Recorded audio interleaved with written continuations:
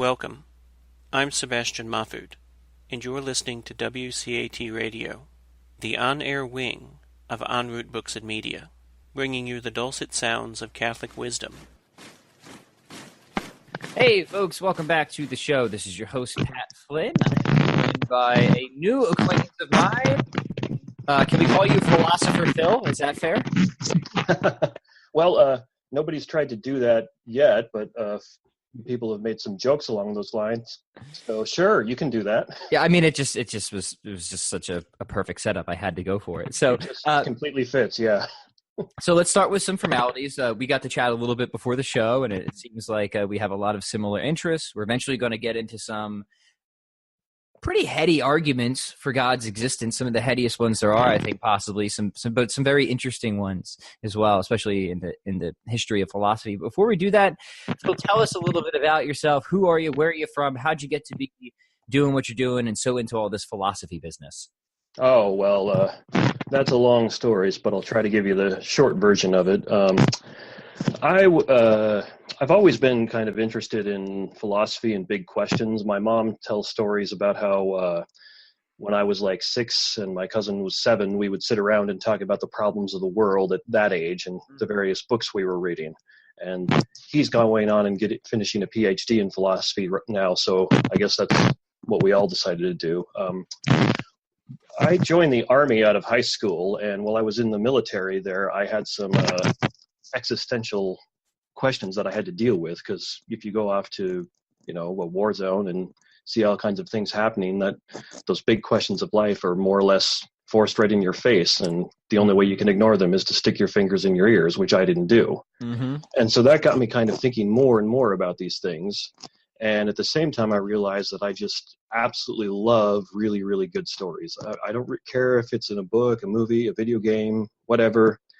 If you tell me a good story, I'm going to listen to you. I just love them. Mm-hmm. So when I got out of the military and went to college, I pursued English because that's where you go to learn about good stories. And I enjoyed most of that up until the senior English level where we started doing graduate work, because that's when we started to get into post-structuralist, postmodern criticism of stories, which was, at least how it was taught then, was blatantly self-contradictory. I can distinctly recall there was one time we had to read an essay by Paul de Man where he was arguing that language doesn't communicate. And I just couldn't believe anybody would take this seriously. How can you take someone seriously who communicates that language doesn't communicate? It was blatantly self-contradictory. Yeah, it's like, well, what do we have in this class for then, Professor? Yeah. But I guess he could never give you a reason for that to get communicated anyways. You just all happened to be there, understood that you needed to be there, but somehow there's a disconnect. Yeah. Yeah, exactly. And I was kind of shocked and miffed by that people who were so well educated would take something that was that blatantly wrong, and obviously wrong, seriously. It's almost like sometimes somebody almost has to be that well educated to believe in something so ridiculous, isn't it? Oh, yeah. That's I've heard several people make a similar point, that it's only the very well educated and very clever people who can find ways to hide from reality. Mm. And there's some times where I think there's probably something about that point, and one of them is postmodern and post-structuralist literary criticism. It's just insane. But anyhow, well, Phil, hold on real quick, because your story is utterly fascinating, but I think we may have jumped ahead a tiny bit. There could be some people on here who may have the idea of postmodernism has become very popular and sort of on the political level, but I'm not sure too many people really understand exactly what it is. And I'll be honest, I've always had a difficult time trying to define it anyways, because it's really kind of a convergence or collection of a lot of different ideas. So most of them are either self-defeating or contradictory, but how do you try to describe postmodernism to people? Well, in literary criticism, it's actually different than it is in philosophy. It's a little bit more sensical in philosophy than it is in literary criticism. Literary criticism it's a combination of a various number of ideas, like you're saying, one of which is language doesn't communicate, so we can't ever know the author's intention. Another one of which is that all of literature and language is just power games where the powerful are trying to keep the oppressed down and gain more power. Mm-hmm. And you can see the contradiction right there. How could we know that that's what literature is about if we don't know the author's intention? contention. But that's how it is in literary criticism. I think philosophically, the best description of it is it's the rejection of the idea of grand stories, or what they call meta stories. And so like Christianity is a grand story because it tries to explain the whole world, everything we see and don't see, etc. Some forms of atheism are grand stories in that way. So is pretty much every religion is a grand story like that. And philosophically, it's saying all of these grand stories are wrong. They don't all get it right. Our grand story gets it right, of there being no grand story, right? Yeah, that's what's inevitably smuggled in, is all the grand stories are wrong. No, I'm going to tell you mine. And that's why it tends not to be a very good, it's a pretty poor philosophical system for that reason. Now, at the same time, though, you'll probably, if you read about this, find lots of people labeling certain ideas that aren't really bad ideas as postmodern ideas. And that's because sometimes they will, how can I say this? Label an idea by the time it comes about. So they consider us now in a postmodern period. So somebody might say, I've got this postmodern idea, but it's not an idea that's a rejection of a grand story. It's just an idea that happened to come about within the past 20, 30, or 40 years when we're speak in the postmodern period. Yep. So it can all get very confusing because it's not, there isn't really any clear definitions, and people just kind of go with whatever they want. So. Yeah, so we can possibly come back to postmodernism again, or do a whole nother episode on it, but continue your story for us. So, okay. You experienced this as you were pursuing English. It gave you, rightfully so, a pretty foul taste in your mouth. Then what? Well, at the same time, I started I'd been raised a Christian in a Christian home, and believed it, and was familiar with a little bit of the philosophical work as far as natural theology and things like that, but not very much.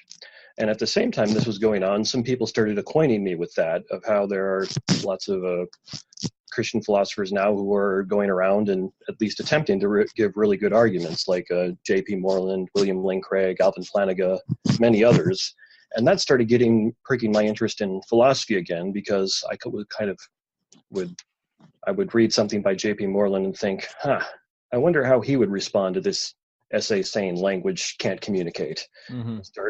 And that pushed me away from English, not because I lost my love for stories. I still absolutely love stories. There's few things better in my mind than finishing a great book or finishing a great film. So you must be just a huge C.S. Lewis fan then. Oh yeah, I enjoy his literature more than I enjoy his philosophy. And not that his theology is bad. I just enjoy his stories so much more. Especially he's got that beautiful one called Till We Have Faces. Amazing story. I couldn't recommend that more highly. Just wonderful story. So anyhow, that pushed me away from English and got me more interested in philosophy. And I'd originally planned on going to do graduate work in philosophy directly out of college, but I didn't do that. Graduate work in English directly out of college, but I didn't do that. I just worked a couple of jobs and, kind of lived reading philosophy, enjoying things. I had a girlfriend one time buy me for a birthday the Blackwell Companion to Natural Theology, which is like a 600-page book filled with technical arguments. I'm looking at it on my shelf right now, my friend. Yeah, yep. Proust's Principle of Sufficient Reason defense is in there. Craig's Calamar. It's one of my favorites. It's great. Yeah, and so, it's extremely technical, but I thought this is like the greatest gift anybody got me this year, because that's how into it I was, Yep. And then about, this would have been fall of 2014, I was working at one of my jobs and just browsing the internet, and I stumbled across a Holy Apostles College and Seminary's website, and they offered master's degrees in philosophy that were properly accredited. And I kind of got really excited about this. I talked to my wife about it, and we went through the process, and then I wound up going there full time, and I finished a master's degree there about, this would have been not this last May, but May of 2017 is when I finally finished. So, Well, congratulations, my friend. Yeah, it's very cool, and I've enjoyed our conversation before on the phone before we started recording. So I'm excited to see where this one will go. We're going to talk about, well, an argument that you developed against agnosticism, which is extremely interesting. But then we'll also talk either before or after, depending on what you think is the best way to proceed, about a pretty famous but very controversial argument called the modal ontological argument. Maybe we can get into the history of that some. But there was something that we said on the email exchange, because I was asking you, Phil, I'm like, I don't know kind of how I feel about the modal ontological argument. I think it's sound, but it's definitely not the first argument that I would present to a skeptical person. You know what I mean? Yes. So before we do that, you obviously are very interested in natural theology and arguments for God's existence. What do you think are the best or most convincing arguments? You're talking to somebody who's skeptical, but they're seeking, they're honest, they're not just trying to poke fun at various fish or whatever. What would be your top 2 or 3 arguments that you'd want to present first? The first one that always convinces me is a cosmological argument. I mean, the more sophisticated ones, given like by Aquinas, but I wouldn't go there. I'd go with something more like Craig's Kalam cosmological argument or the Leibnizian cosmological argument, because they're just simpler and a lot easier to understand. Mm-hmm. So, Craig's one is everything that begins to exist has a cause. The universe began to exist, therefore the universe has a cause. And it's an incredibly simple argument. And the reason I find it compelling is we know, in about as much as you can scientifically know things, that the universe did have a beginning.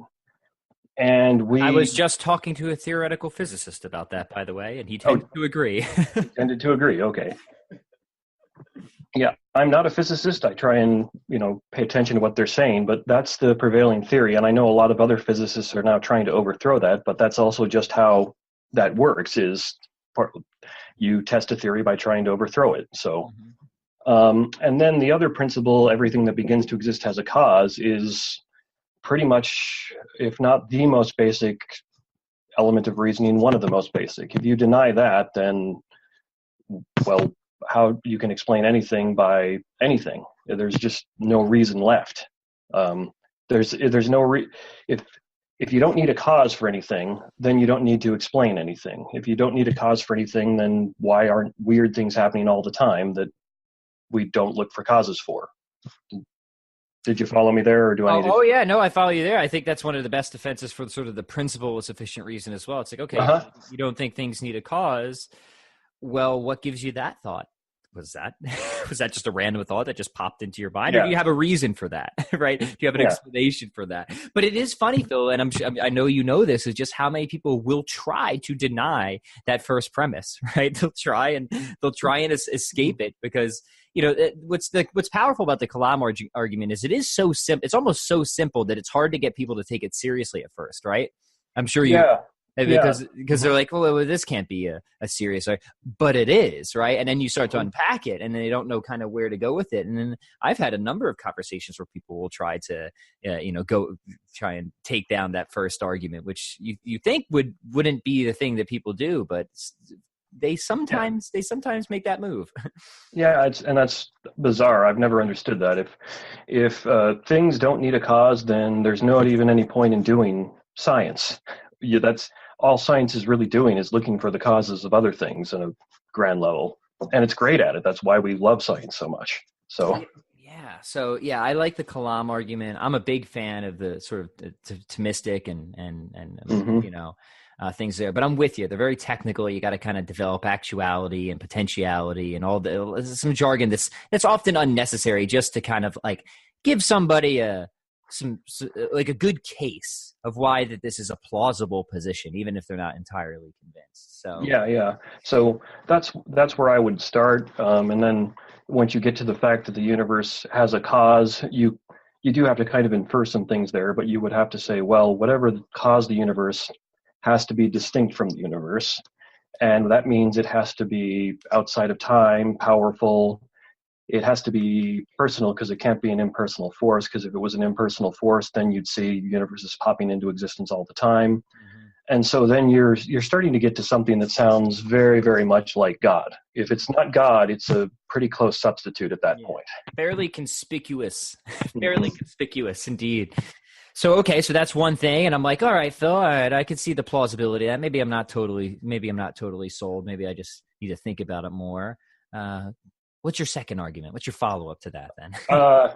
Well, the other one I would probably want to go to would be a moral argument, which is there's a number of ways you can say it, some technically better than others, but the gist of it is, if morality exists, then God must exist. Morality exists, therefore God exists.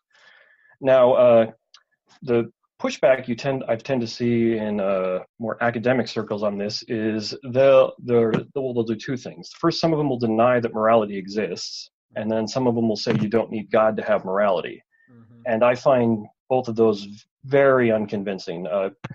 Just a very simple, we all just intuitively recognize that there's a moral dimension to life. The amount of people who say otherwise is astonishingly small. And usually they have to kind of be brought into that view, so to speak.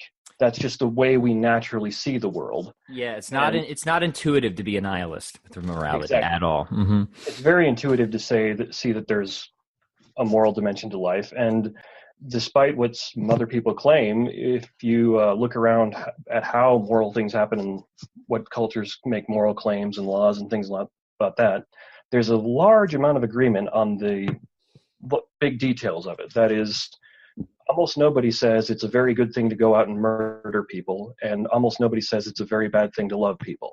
Mm-hmm.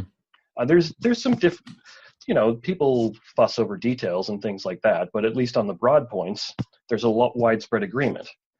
And so I look at that and say, well, if you're going to try to claim that there is no morality, then you've got to give me some really, really good reasons to overcome my intuitive observations that there is, and not only mine, but almost everyone else's. Sort of like how you and I are speaking right now.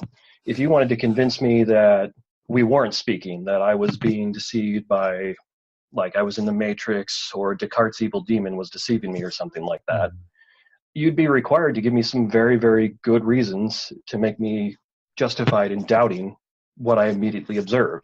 Because you're crazy to doubt what you immediately observe unless you have good reasons, like, Descartes' demon is deceiving you, or you say you paid somebody to sneak into my house and drop a bunch of psychedelic drugs into my coffee before I drank it or something.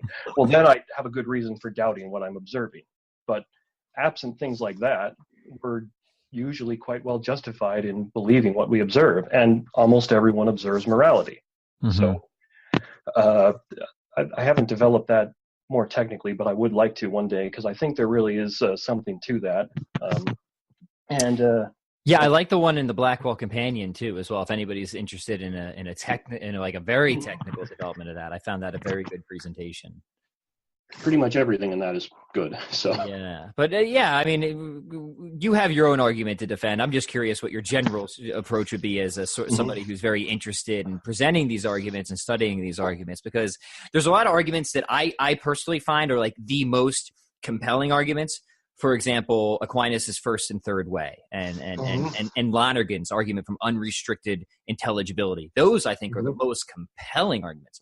But they're also certainly not the first arguments I would give to the average person, if that makes sense. Oh, it certainly does. And I would put the ontological argument in that category. In fact, I think even in one of his books, Flanagan said something similar to that, where he says, even if this argument does work, it's not going to be a good go-to argument in natural theology, because it's never going to be as compelling as, and he listed a few other ones. So take us down that road. What the heck is this ontological argument? And then make the connection between what sort of the history of it, if you will, or Plantinga's formulation of it, and then what inspired your spin-off argument, if we can call it that, against agnosticism. Okay, yeah, it is a spin-off, so that's a good way to label it. The ontological argument was first developed by Saint Anselm of Canterbury, and he apparently had been looking for a single argument he could use to prove the existence of God, and had come up short.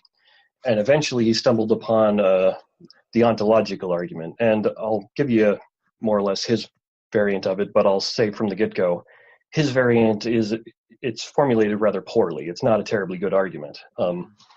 So he said, God is the greatest conceivable being, the greatest thing we can think of, which, that kind of intuitively seems right. You can find support for that in the Bible and similar scriptures in other religions. So that's kind of plausible. And then he says, well, suppose I can think of this greatest conceivable being in my mind, but wouldn't the greatest conceivable being that's both outside of my mind, existing in reality, be greater than one that just exists in my mind? Well, therefore, there must be a greatest conceivable being that exists in reality. And that's a simplified way he gave his argument. And it's actually not a terribly good argument. The technical term is it needs it lacks existential import is what they would say. And what that means is all you really did is think of something in your head and decide, well, it must exist. That's kind of a simplified way of saying it, but that's more or less what the problem with his argument is. And so people have been then discussing it for hundreds and hundreds of years after Anselm. Aquinas wrote a couple of things about it. He didn't think very much of it either. Yeah, Aquinas rejected it, but if we can certainly give Anselm credit for getting the ball rolling. yeah, exactly, yeah. And I actually think something like the modal version of the argument is what he was actually had in mind. I just don't think he expressed himself very well. I agree with you. I'm glad you said that, because I always felt like he didn't get enough credit, or I feel like if you know what I mean, like I feel like he understood it better than he expressed it, if that makes sense. I think that's probably right. Yeah, but now I'll never know that. That's pure speculation, but I'll give him that. Yeah. And so discussion on that went about. Descartes developed an ontological argument. Kant and Hume argued against it, and their objections get very technical. But if you go into academic philosophy and read about it, you'll probably see a lot of people referencing Kant and Hume's objections. We could get into that later, but it gets really technical. But I'll say Kant and Hume's objections are terrible. They just don't work. Yep. So then I want to say, about 70, maybe 60 years ago, discussion on the ontological argument got revived because a couple of guys, it was Charles Hartshorne and Norman Malcolm, were reading Anselm, and they claimed they found modal versions of the ontological argument that he gave in there that had been previously overlooked. And modal, all that means is modal logic is the logic that discusses possibility and necessity. So if you're just talking about whether something's necessary or something's possible, you're talking in modal logic terms. And really that's all it means. It can, again, get very technical and complicated, but that's all it means is we're working in the language of possibility and necessity. Following me so far? Yes, I am, but why don't we take a little bit of time to even define those? So we're even talking about possibility and necessity for the non-philosophers listening. What are we talking about? Okay, there's a couple different senses of possibility because we use the word more loosely in everyday language than it gets used philosophically. So broadly speaking, something's possible if it's not incoherent. So a unicorn is possible. It almost certainly does not exist, but it's possible because there's nothing incoherent about the idea. But like a square circle or a married bachelor is incoherent, or I've tried to make arguments that a blended malt scotch that's actually good is impossible. That's incoherent. Always a good philosophy joke. Right? Yeah. There's no possible world where that could be instantiated. Exactly. Although, again, I'm sure some people are going to argue against that. But so that's broadly speaking what it means to be possible. Anything that you can think of in your head that isn't contradictory, that doesn't have the square circle or married bachelor component going on, that's possible. And we might say that that's just coherent. That's a little bit better way to distinguish it. Well, then there's also a different type of possibility, which is whether or not we can generally think of things happening or not. And so the example is, it's not possible that I go outside and jump 30 feet in the air. Yep. Because that's something humans just don't do. Now, it's still a perfectly coherent idea that I could do that because there's no contradiction in Phil jumping 30 feet in the air. Mm-hmm. But we all know that's not going to happen. So that's a different sense of possibility. Sometimes philosophers call that feasibility. And you can get into a couple different other kinds of possibility, but those are the two main ones. Yep. And the reason I'm glad you asked us to stop and define it, because generally when people are just talking off the cuff, they will use those two interchangeably. They don't distinguish between those two in our common, in just how we normally talk. Yeah. So in modal logic, when we talk about possibility, we're really testing for logical coherence, correct? Yeah, generally in modal logic, that's what you're looking at is coherence. Sometimes they bring in feasibility as well, but they always distinguish it. At least if they're doing it good modal logic, they do. So, and then necessity. What do we mean by that? necessity is just if something is necessary. And example I like to use of this because it's kind of funny is if you have a cake, then you know it's necessary that there were ingredients before that cake was baked. Because you're never going to get a cake without ingredients. So there's a necessary relationship there. Yeah. And, well, was there I had another example in my head and then I just lost it. A good deductive argument, the conclusion is necessary if the premises are true. So if A, then B, B, so A, the conclusion is necessarily true if the premises are true. So talking about like the laws of logic, these seem necessary, for example. People might often say about certain mathematical proofs, 2 + 2 is necessarily 4 when you really understand the concepts being conveyed.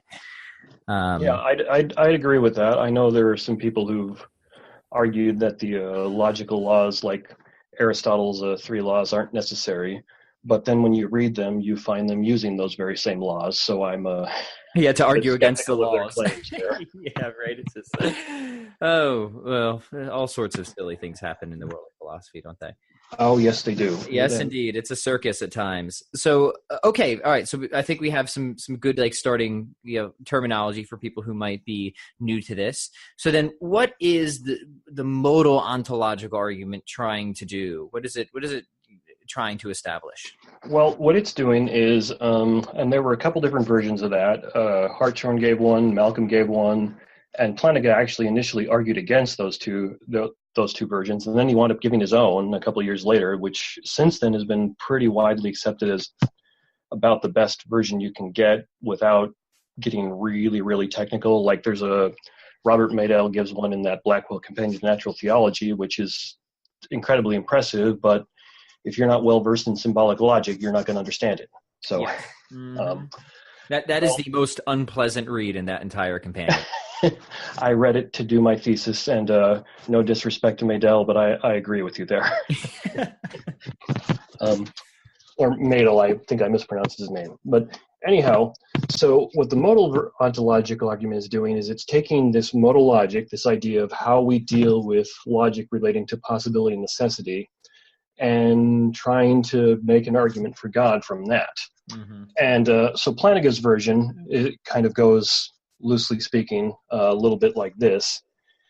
Let's say it's possible that God, who is a maximally great being or a necessary being, exists.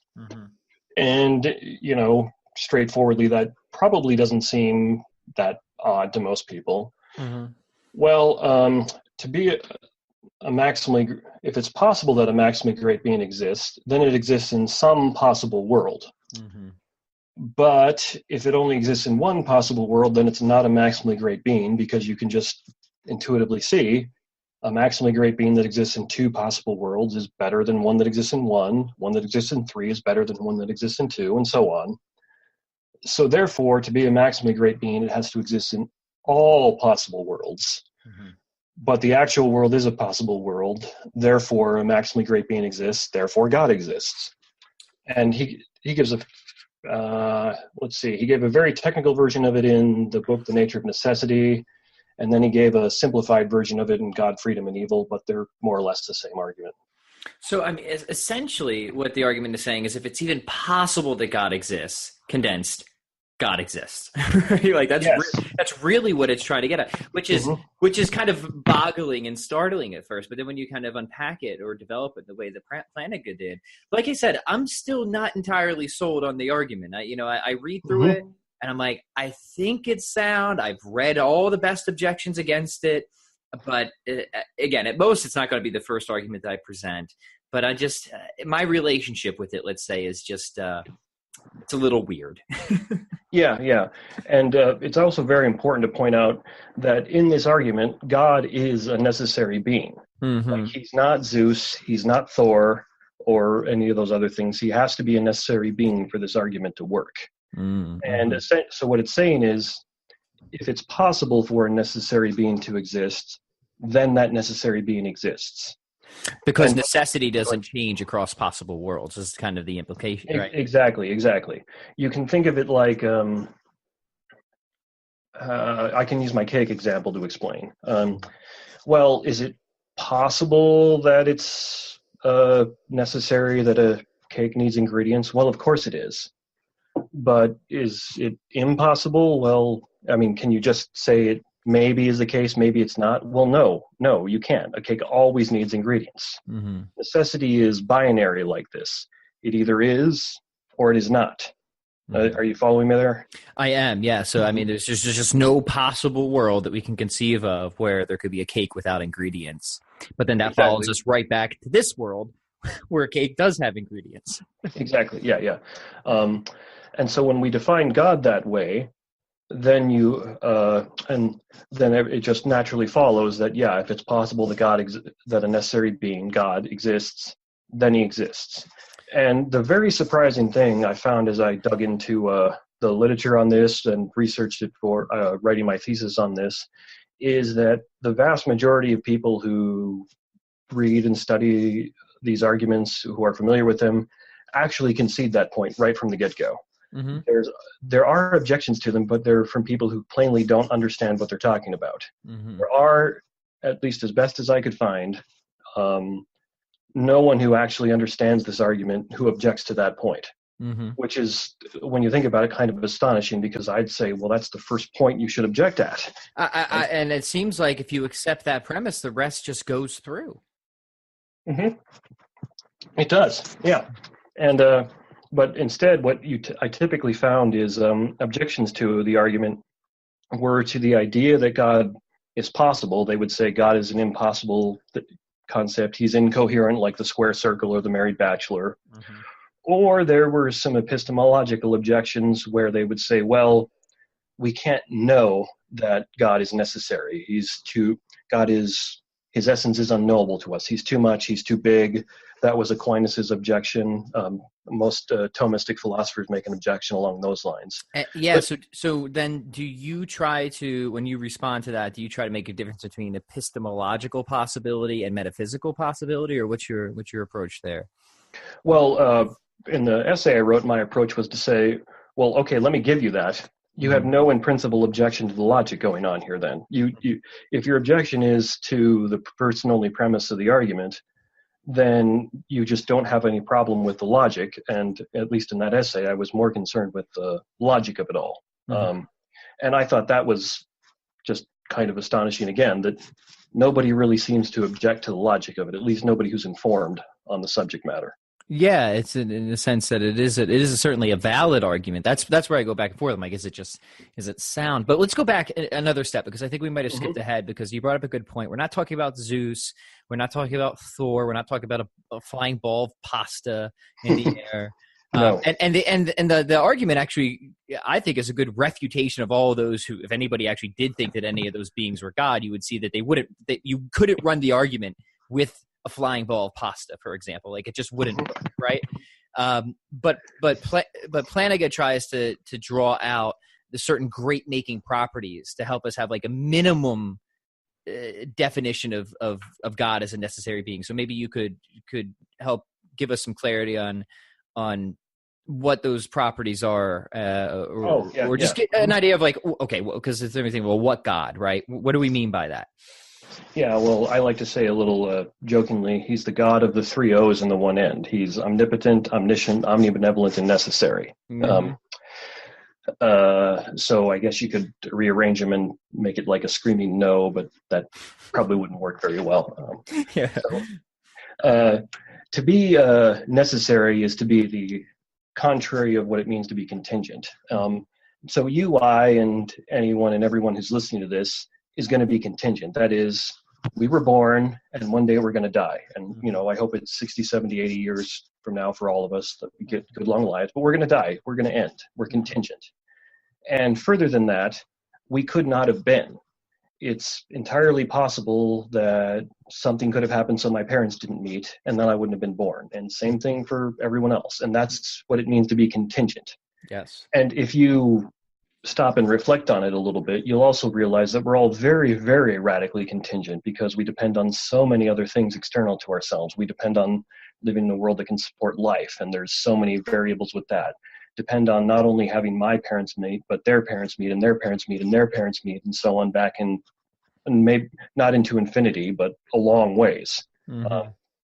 And so that's what it means to be contingent. Now, to be a necessary being, God is the exact contrary of that. He doesn't depend on anyone or anything. He's always existed and always will exist, and so on and so forth. He can't. If God is necessary, to say that means it's impossible that he not be. Mm-hmm. And then you would say he's omnipotent because that's having maximal power, omnibenevolent because he's maximally good, and so on and so forth. Mm-hmm. And omniscience, which omniscient because he knows everything that there is to know. Yeah. Mm-hmm. And I think most people would, again, if they're being fairly honest about this, would agree like, oh yeah, those are great making properties, right? Mm-hmm. Like it definitely is better to be all powerful than moderately powerful, right? Yeah. Definitely better to know only and all true propositions than to believe falsity, for example. So exactly. Mm-hmm. And I think that's a very helpful thing that to just kind of get clarity on that first, because people who aren't familiar with this type of argument, typically you'll see them try and parody the argument, right? By saying, well, what about, what are some of the classic stock objections? A maximally great pizza or something like that, right? So what's the typical response when somebody tries to run a maximally great pizza? Well, I can eat a maximally great pizza. Yeah, bring it, serve it up. Let's go. I would like to eat a maximally great pizza at some point. I love pizza. That would probably be a wonderful experience. So, no doubt. Like, one almost wishes a maximally great pizza existed. Mm-hmm. Yeah, and that was the initial response to Anselm's original argument. Was they did a parody of I forget what his name was, but a monk did a reply to him and said, "Well, I can imagine a maximally great island." Mm-hmm. And I think that actually kind of works to Anselm's variation of it, but it doesn't work to this variation because a maximally great island is not necessary. It's not a necessary thing. It can go into an island comes into existence, it goes out of existence. A tidal wave could come and wash the whole thing away. So it's also difficult to figure out, like, well, what is a maximally great island, right? With the amount of trees or the right number of trees. Is it a big island? Is it a small? It doesn't seem like there's any extrinsic great making properties that we could really all agree on here, is there? Yeah, that's another thing. I've had this thought for a while, and I need to develop it more. But some people will talk about what is the best of all possible worlds, which is a similar kind of thing. And I've had the idea for a while. I don't think there is a best of all possible worlds because you can always find a way to make it better. Say the earth is filled with people who never get diseases and are always happy and virtuous. Well, that'd be pretty great, but you can imagine a universe that has 2 earths like that, or then 3, 4, and so on and so forth. Mm-hmm. Yeah. And the way I think the modal versions of this argument kind of insulate themselves from parodies and problems like that is they just go right to appealing to necessity from the start. Mm-hmm. So then, so what are some of the next steps or other objections that we'll typically face at this point? Because we're saying, okay, it seems like there's nothing incoherent about a maximally great being existing in some possible worlds. I always get it mixed up. Is it maximally great, maximally excellent, right? And then to become maximally great, it's all possible worlds, right? Isn't that how Plantinga formulates it? I don't recall exactly how he formulates it. They talk about it in couple of different ways. Like some will say maximally great being, some will say maximally conceivable being. Other people will talk exclusively of great making properties, like you mentioned. And I'm kind of I think you can find technical ways to prefer one method to the other, but they're all just trying to get at that same idea, which is what's the ultimate thing? What's the being with a capital B? So I kind of, just kind of wash over that because I'm like, well, they're all just at least trying to get at the same notion. Mm-hmm, mm-hmm. So we're trying to figure out. Well, it seems like there could be some possible world where an omniscient, omnipotent, omnibenevolent, necessary being exists, and then what does the argument sort of drive from there? Well, to follow it at this point, you need to have an idea of the philosophical tool of possible worlds.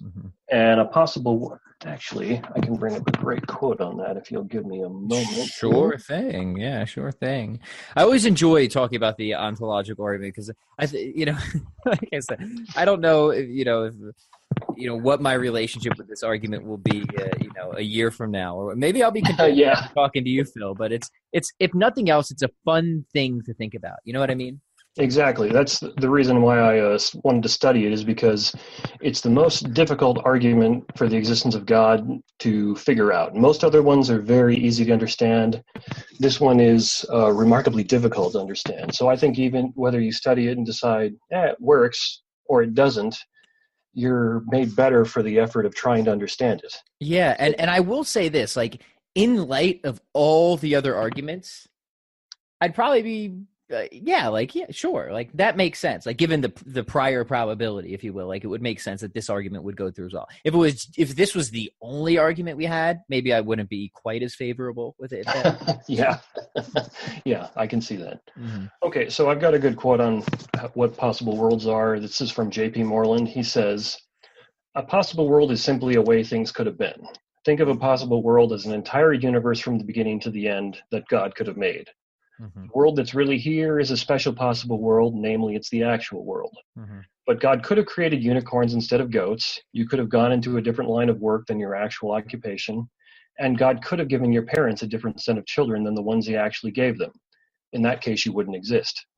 In all cases, we can say there's a possible world with unicorns and no goats, one with you as a lawyer and not a school teacher, one where your parents have children that will never actually be born and in which you don't exist. By calling these possible worlds, we don't mean that there's an actual place out there next to the real world in which unicorns but not goats exist. And you might be lucky enough to go there someday. We're just using possible worlds as a convenient way of talking about how things might have been, or unknown to us, how they might actually be." Yes, well, thank you, Moreland, for your clarity, which is what Moreland is often very good at. Very much so, yeah. Definitely appreciate his work. So with that understanding of possible worlds, what you can get from that is, when you have a necessary being, that means it exists in all possible worlds, because that's what it means to be necessary. There's no way that it can't exist. That's the definition of what it means to be necessary. And we get that from modal logic, and you can explain that a little bit with the language of possible worlds. And that's why we say, like, well, this is why an island can't be necessary, because we could imagine some possible world that's just a singularity, right? Exactly. Or something like, how are you going to fit an island there? Like, or if you do, then clearly what you're talking about isn't actually an island, right? Exactly. Yeah. Exactly.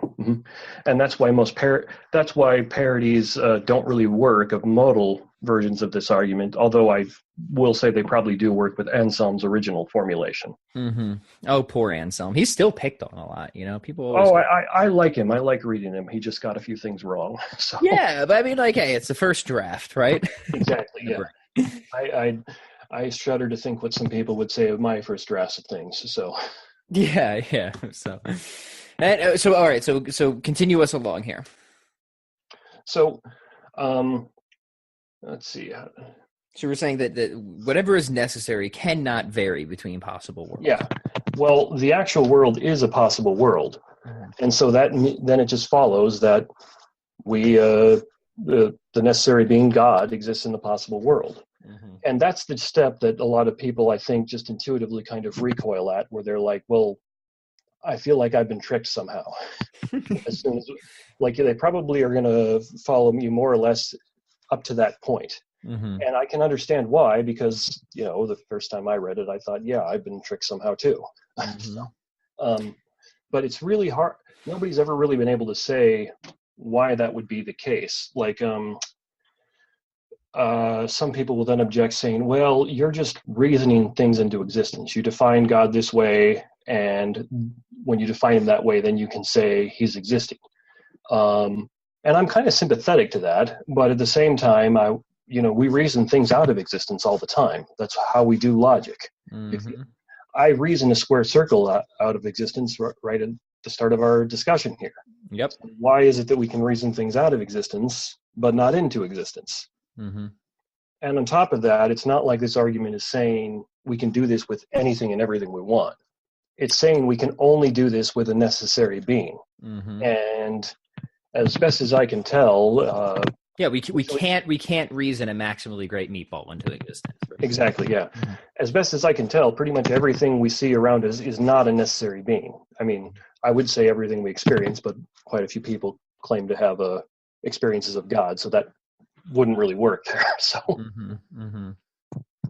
So, okay, we can either look at some other objections to that, or we could hit just pause on that, maybe come back to it later. But I want to make sure that we get to we called it a spin-off argument, mm-hmm. And start unpacking that, because I found it very interesting, and I want to kind of go with you on this, because again, I actually haven't seen an argument quite like that before. I've seen other arguments against agnosticism, but not one like that. So, give us a brief history of this. What gave you the idea for the argument? What is the argument trying to demonstrate, and then what is the actual argument itself? Okay. Well, I came up with this idea as I was researching and writing my master's thesis, and more or less what I was surprised to find is that I came up with it when I was surprised to find that everybody who's informed about this just concedes the logic right away. That single premise, that logic of the modal ontological argument, if it's possible that a necessary being exists, then a necessary being exists. And I found that astonishing, because I would think, as I said before, that's where you're going to get most of your objections, but you don't. Mm-hmm. And so with that, I came up with the argument against agnosticism, and I'll just give it to you here. First premise, it's either possible or impossible for God to exist. And that just seems, intuitively obvious. Everything falls into the category of being possible or impossible. There's really doesn't seem to be any kind of third option there. Mm-hmm. Then I go with 2. If it is possible that God exists, then God must exist. And that's the logic of those modal ontological arguments that pretty much everyone seemed to concede. Mm-hmm. 3, if it is impossible for God to exist, then God cannot exist. And that, again, that's just intuitively obvious. Impossible things don't exist. Mm-hmm. We may disagree about what is impossible, but we're going to agree that what's impossible doesn't exist. Yep.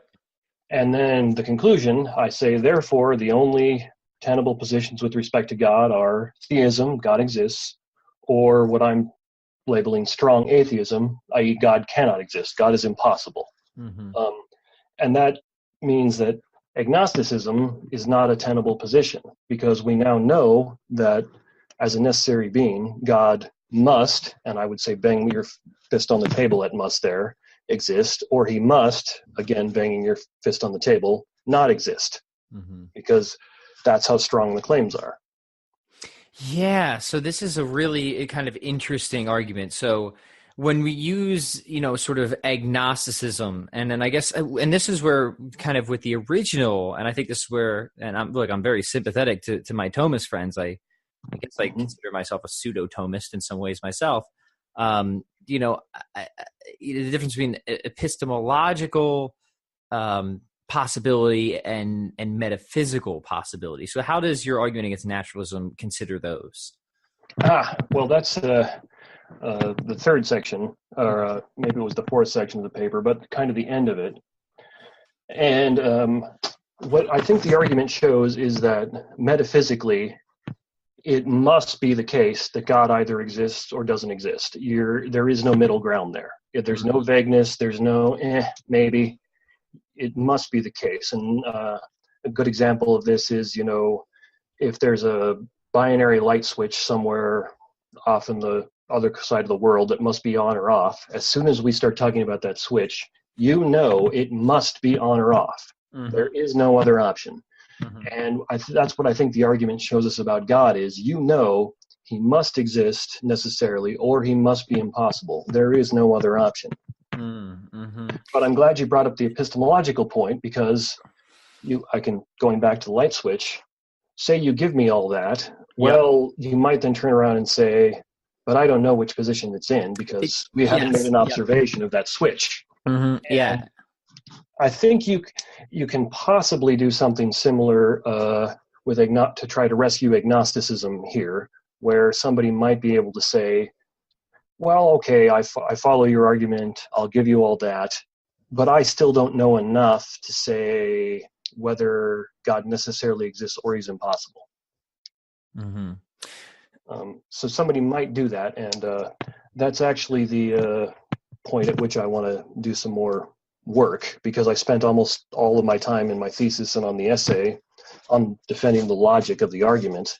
Mm-hmm. And, I kind of threw together the implication there epistemologically at the end, after I'd already done all the work elsewhere. So yeah, well, all right. So yeah, I'm just sorry, my brain's spinning in a lot of different directions. I think this is really interesting, because you're saying that, and I agree, and I don't even think we need the modal ontological argument to show this, is that we have a true dilemma here, right? It's either A or not A, right? Mm-hmm. Right? God exists or he doesn't. There's no middle possibility here, right? It's not like we don't have an option C with respect to God. Or even an option B. It's either God exists or he doesn't exist. And that's kind of what you were really trying to formally validate, right, with this argument? Yeah, and I think practically what I think this does is it will put both the theist and the atheist in a position where they have to defend their claims, because the theist will then have to defend theism against the objections that God is incoherent, like the problem of evil, the problem of divine hiddenness, and many other similar objections to that. And now I'm a Christian theist, so obviously I think that it can be done, but that's still difficult to do. That's no small challenge to defend God against all those objections. But I also think that puts a burden on the atheist, where he then has to turn around and show why it is that God is impossible. He has to demonstrate an incoherence in the concept of God. Yeah. And so part of what I'm trying to do, and what I like about this, is there's a lot of frivolous talk about who has the burden of proof, and I'm going to say, well, no, both sides here have a burden of proof. I, as a Christian theist, have the responsibility and the burden of showing how God is possible and defending against all those various objections, and an atheist would have the burden of proof of showing, no, God is impossible. And so what I kind of envision the argument doing is, so to speak, driving a wedge in between the middle and pushing everybody to those two sides and saying, okay, now you have to defend what you're claiming. Yeah, and I think that that's fair, and I think that that's important, because sometimes a lot of people, let's be honest here, on the atheistic side will say, well, I don't have a burden of proof. You're the one who's making the positive claim. But if your argument goes through, which I think it does, and really I think it's pretty fair to say that the atheist is making a positive claim about the non-existence of something. It needs to be defended. You need to give us some reason for that claim, because they're not saying, and this is also what you're saying, that agnosticism isn't a tenable position. Now, epistemologically, maybe, sure, where you're not making a claim either way. You're just saying, I don't know what position the switch is in, etc. And I think Plantinga in Warranted Christian Belief gives some good. It gives some good reasons to undermine agnosticism with reliable faculties and things like that. So yeah. He gives some debunking arguments about defeaters in that, if I'm not mistaken, right? Is that okay? Yeah. Yeah, where if you don't have a sort of a plausible account for how your faculties came to originate, what's the probability that they're actually reliable, aimed at truth, et cetera? It kind of falls, but that applies to agnosticism as well, not just atheism. And I think he does a nice job with that. But yours is kind of on the metaphysical level, not the epistemological or the ontological one. Yeah, that's definitely where I focused, is on the metaphysics, and that was just kind of born out of me doing research and writing on the modal ontological argument. And the epistemological point came about when I developed this argument, and then I was thinking about it, and I realized, oh, wait, they might still have a way out. I better at least attempt to address this.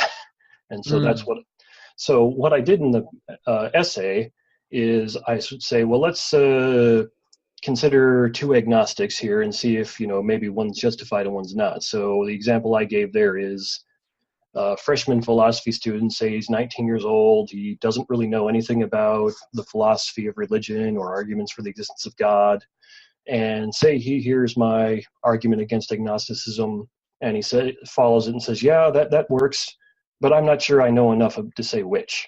Mm-hmm. And we could argue about it, but part of me wants to say, well, something seems right about that. He seems to be recognizing the limits of his own knowledge there and saying, I'm unwilling to commit until I learn more.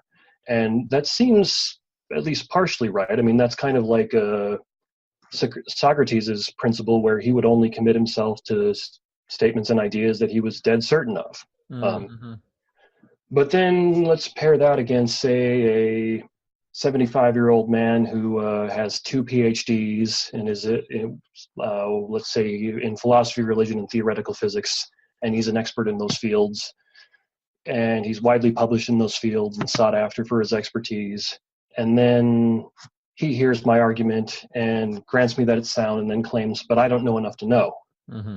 Well, I'm a bit more inclined to say of him, I don't buy that. I think you're probably being kind of disingenuous with me at that point. Mm-hmm. Yeah, I like it. It kind of applies a little bit of pressure, doesn't it? Mm-hmm. Yeah. So I think practically what it kind of does is it will force an agnostic to appeal to their own ignorance. And appeals to ignorance, I think, can work in some circumstances, but they're diminishing, because the more you learn, the less ignorant you'll be. Then the less agnostic you should be, the more able you should be to make a judgment call on this. And this was actually the point where I got the most pushback back on this essay when I presented it at the meeting up in Rochester. Mm-hmm. And I think for the most part that kind of was justified, because it could be a little more complicated than that. Well, like, just take, for example, in Christianity, there's this idea of natural revelation, that God has revealed himself to everyone and everyone is without excuse. Mm-hmm.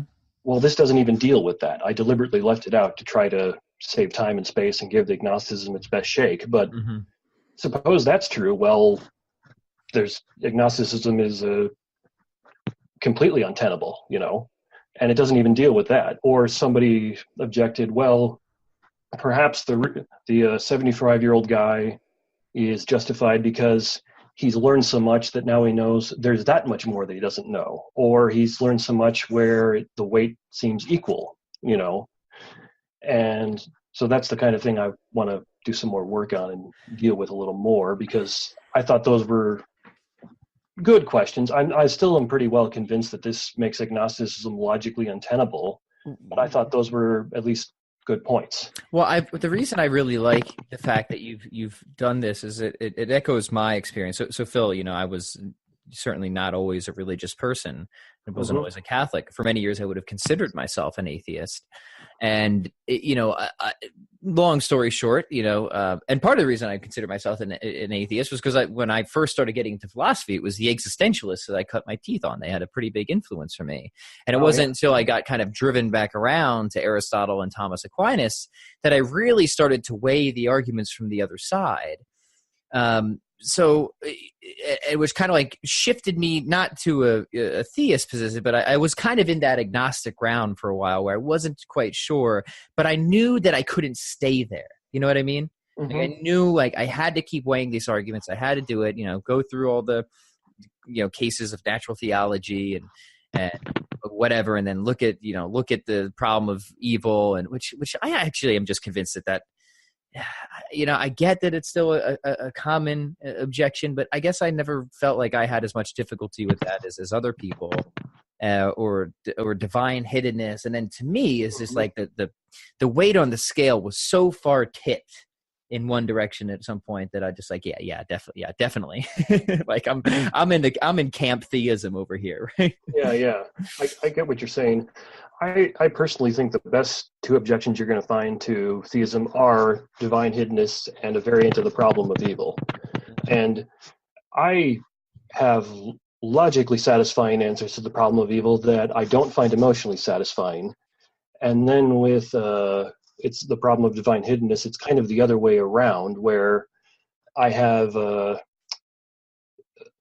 can give you answers to it that I think works really well. I mean, if the if that idea of God revealing himself to everyone is true, there is no problem of divine hiddenness. Mm-hmm. But I don't like that solution because I hear people telling me I've looked for God and can't find him.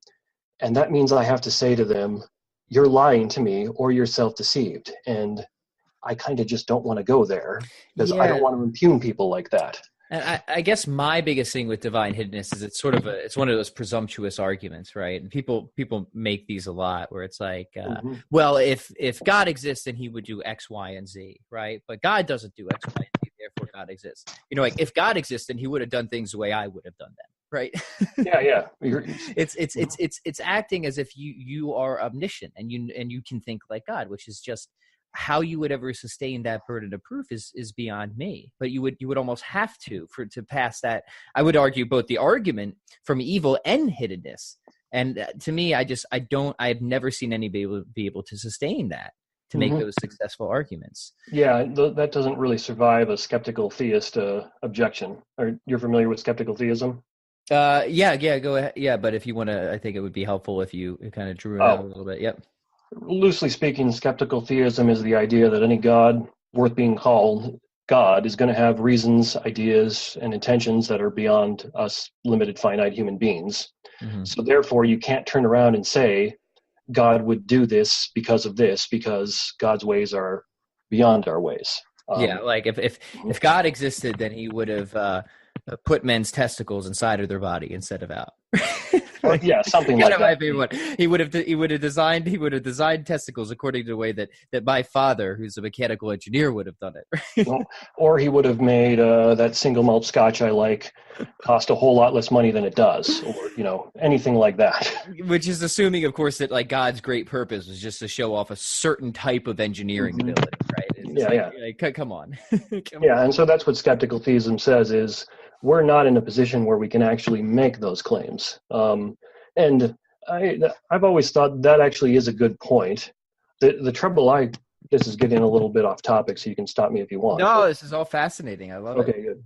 The trouble I have with that is it's very then hard to turn around and make a terminator where you can then say, to stop you from taking it so far, which is, well, I get that point. God's ways are higher than ours, but how do we then say, well, how do we then stop the process and say, well, God would do this, but not this? That is, God would be great.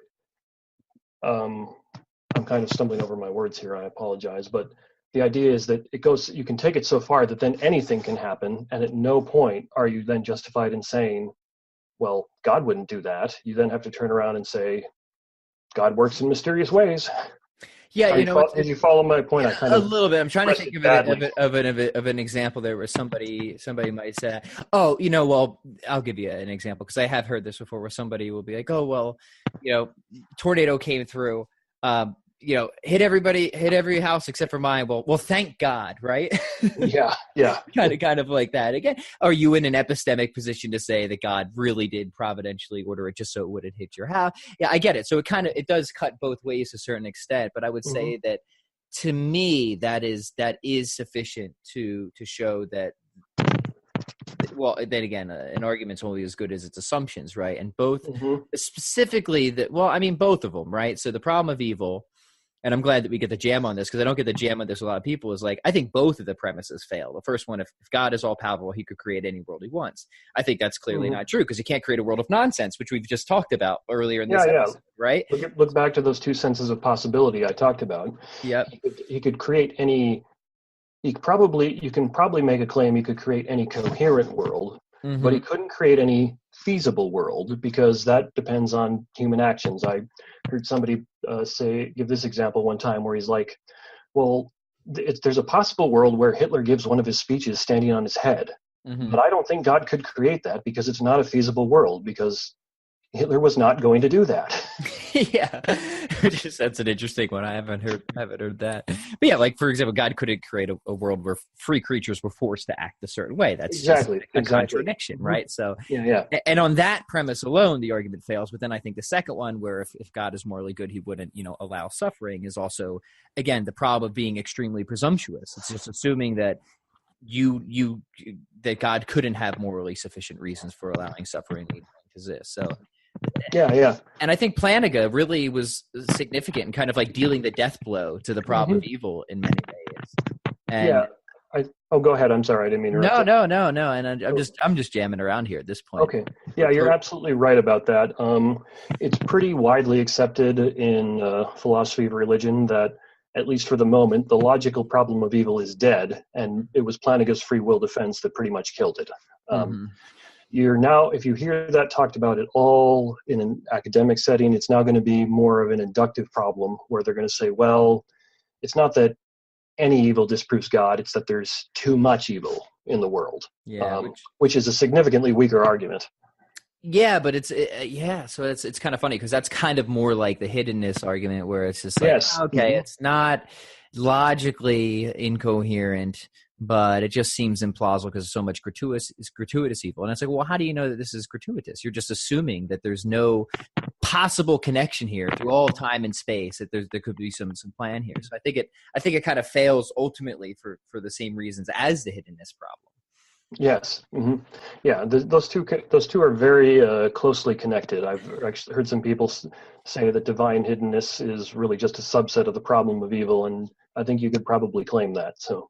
Yeah, interesting. I'm glad you brought him up, though, because I think it's important for people because here's the thing: is even though somebody like you who's deep in the philosophy, you've understood these arguments, you've solved these problems. Is the truth is that the problem of evil, even if we don't think it's a successful argument, is very emotionally compelling, especially on a popular level. Yes, especially on a popular level. So it's worth hashing. And you're right there. It's like we don't want to start talking about like that's why like pastoral care is needed. Like most people who are suffering, right, experiencing tremendous pain. In my life, the last thing I would have wanted to hear when I'm going through something tough is anything about possible worlds. Yes, yes. And that is actually something that used to bother me considerably, because you'll hear Christian apologists, when they talk about this, often make a distinction between the logical problem of evil and the emotional problem of evil, which is what you were just alluding to there, where they're going to say, well, I can solve the logical one in an academic sense, but that's not going to turn around and be helpful for the woman whose kid was just killed by a drunk driver. Mm-hmm. And part of I'd had a thought for years. I'd be like, well, why? I mean, that intuitively seems obvious, but why? Because if you look at other aspects of our life, we don't treat it like that. We would, if I got a speeding ticket that I thought was unjust, and then I went to the judge and he dismissed it, and I was still really emotionally upset about that, you'd say I was being crazy and emotionally childish, and you'd be right to do so. But we don't do that when people are dealing with evil and suffering. And I kind of was like, well, if we really have solved it in this logical sense, why don't we?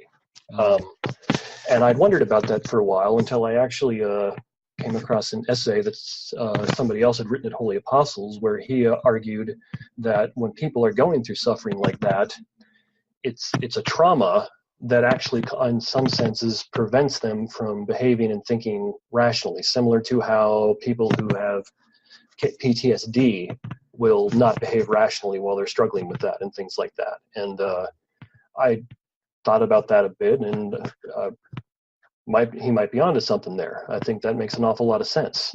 Yeah, yes, it does. So, Phil, my friend, this has been an absolutely fascinating conversation. I really appreciate it. Is there any final thoughts here about either your argument or the original ontological argument? I know there's probably going to be a lot of people who are going to really nerd out on this. There's going to be a lot of other people who are going to be like, what the heck were they just talking about? So closing thoughts or opinions here. Well, I would say research it and think about it and learn about it as much as you can. Try to avoid. There's a few good sources you can find on the internet, but for the most part, the stuff you're going to find on the internet, misunderstand it's a waste of time. Get some good books on it. Get Alvin Plantinga's books. Get Blackwell Companion to Natural Theology. Read those things, and it'll be hard if you've never read in metaphysics before, but it's worth the effort. It'll expand your mind and help you quite a bit. And I don't have it up yet, but I'm going to put up a presentation of this essay on my YouTube channel. I won't give a commitment as to when, because it always takes me longer to do those things than I want it to. But I'll get it up eventually. So once I do, you can, look at it there and see what you think as well. Well, yeah, I was going to ask you, Phil, what are the best ways for people to get in contact with you, to follow you, to read your work and all that? Well, I've got a YouTube channel which you can look for as just Phil Kallberg, last name spelled Kallberg. I put up some of my academic work and presentations on there. I've got a series going on there that I have a lot of fun with, where I play the game XCOM with a bunch of philosophers and as characters in the game. And so that's probably the best thing I've got right now. That's fun. yeah. I have loads of fun with it. I enjoy playing the game, and then after I play like an hour, I give like a presentation on the philosophy with centric. So far I've done Socrates, Aristotle, Plato, and Zeno, and one on the distinction between continental and analytic philosophy.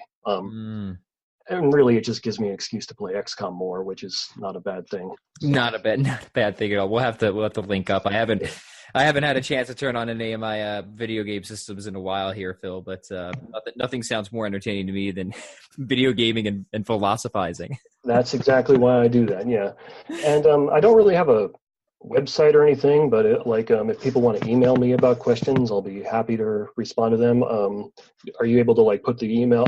Yeah, so what I will do is I will link everything in the show notes, your YouTube channel and your paper as well, and your email, so people can connect with you and keep up with your stuff in whatever way is enticing to them.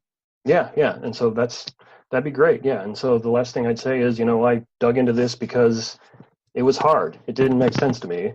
And that's I think one of the best things you can do to be good at philosophy is find the topic that makes the least sense to you and research it and pursue it until it does make sense to you. And you'll be a better philosopher for doing that. Yeah, and what a great point to end on is, again, I still am fairly undecided about the ontological argument, but I will say that studying that argument rigorously, taking that challenge it's taught me a lot of stuff that I wouldn't have probably come across anyways. So, Bill, thank you for your time, and I hope that we get to have another conversation like this soon. I hope so too. Immensely enjoyed it. Thank you very much for having me on. We hope you enjoyed the program and will join us back for another show on WCAT Radio. This is Sebastian Mahfood. Good day.